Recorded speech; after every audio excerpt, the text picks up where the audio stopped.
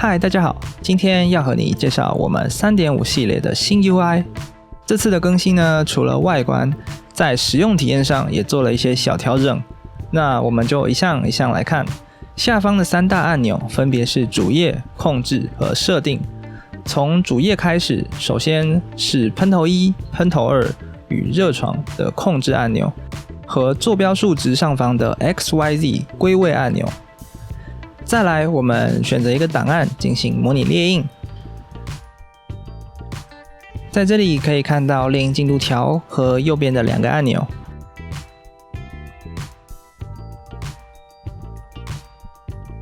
我们点选喷头高度调整，这里呢改成了上下加减，更加直观。